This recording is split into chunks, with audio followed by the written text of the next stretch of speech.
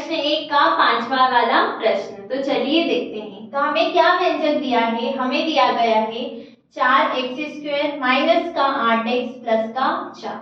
अब हम इस व्यंजक को और किस प्रकार से लिख सकते हैं तो वो अभी हम देखने वाले हैं।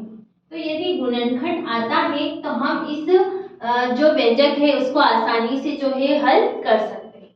अब देखो 4x² को मैं किस प्रकार से लिख सकती हूँ?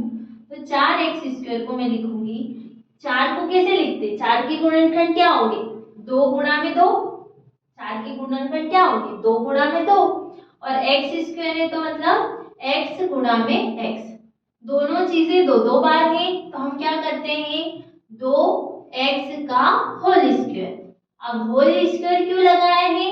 क्योंकि दोनों चीजें दो दो बार आई हैं तो हमने इसका होल स्क्वायर कर दिया। अब आप इसको खोलोगे तो कैसे बनेगा? 2 का स्क्वायर x का स्क्वायर, तो मतलब ये 4 बड़ी x का स्क्वायर। तो वापिस से हमें क्या मिल गया? यही चीज मिल गई।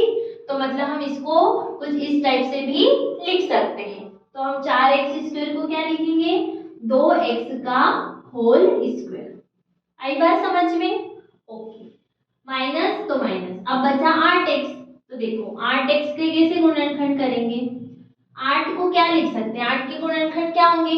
2 गुणा में 2, मतलब 2 दूनी 4 और 4 दूनी कितना होगा? 8।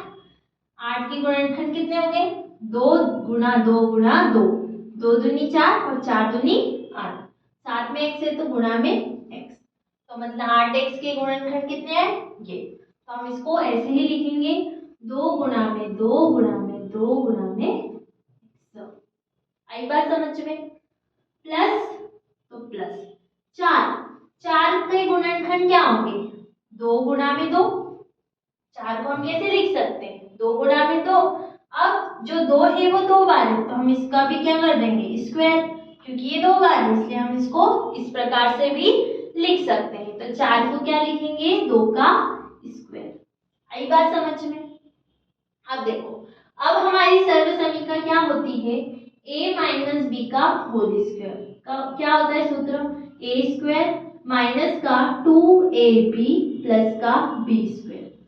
यही होती है हमारी सर्वसमीकरण। अब इस सर्वसमीकरण से जो हमारा व्यंजक है उसकी तुलना करेंगे। क्या लिखेंगे? तुलना करने पर।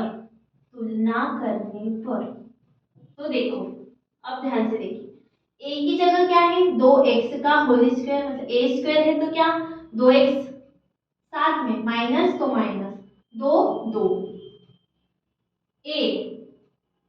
a हमने क्या माना? अभी 2x था हमारा, तो यहाँ भी 2x है। आई बात समझ में?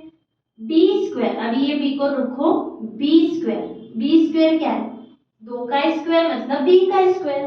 इससे इसकी कंपैरिजन होगा, तुलना होगा, तो b की जगह क्या है? 2, तो यहाँ पे b की जगह क्या आ जाएगा? 2। समझ में? मतलब a का मान कितना है? 2x और b का मान है 2।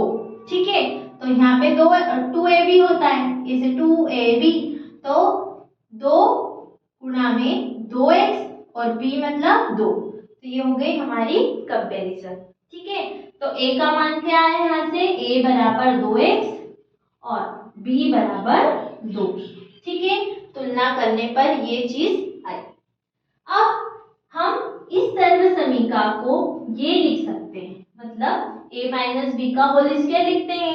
तो जो हमारी समीकरण थी क्या?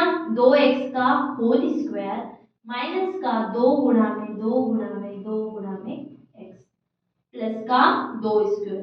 क्या हम इसको 2x माइनस का 2 का होल स्क्वायर नहीं लिख सकते? बिल्कुल लिख सकते हैं। यदि हम इस सर्वसमीकरण को ये लिख सकते हैं और हमारी जो समीकरण या व्यंजक आया है वो भी इसके समान ही है, तो हम हमारी जो व्यंजक है उसको भी हम ये लिख सकते हैं। ठीक है, अब देखो, अब इसको और हल करते हैं। 2 इसमें भी है, 2 इसमें भी है, मतलब ये एक क्या बन गया? ग्रुप बन गया, समूह बन गया। तो इसमें भी 2 है, इसमें भी 2 है, तो हम 2 को बाहर करेंगे, अंदर कोष्ठक में क्या लिखते हैं? जो चीजें बच जाती हैं। तो यहाँ से 2 चला गया, बचा क्या? x। अब माइनस है तो माइनस, यहाँ से भी 2 चला गया, बचा क्या? 1, क्योंकि 2 तो था ही, तो 2 तो हमने पूरा बाहर कर दिया। अब कुछ नहीं बचा, मतलब 1 बचा। अब इसका भी कितना है, होल स्क्वायर है। क्यों? क्योंकि यहाँ पूरे का स्क्वायर था। ठीक है, अब इसको और कैसे लिख सकते हैं, देखो इधर की साइड देखना, होल स्क्वायर है मतलब 2 का स्क्वायर और x माइनस 1 का होल स्क्वायर। तो 2 का स्क्वायर क्या होता है, 4। 2 का स्क्वायर कितना होगा, 4, और x माइनस 1 का स्क्वायर, स्क्वायर मतलब वर्ग। तो 2 का वर्ग 4 और x माइनस 1 का तो वर्ग ही रहेगा। तो यही हमारा जो है उत्तर है।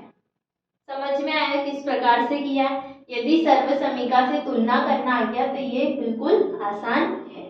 ठीक है, तो ये था हमारा प्रश्न 1 का 5वां प्रश्न। अब हम देखेंगे इसके आगे वाले प्रश्न।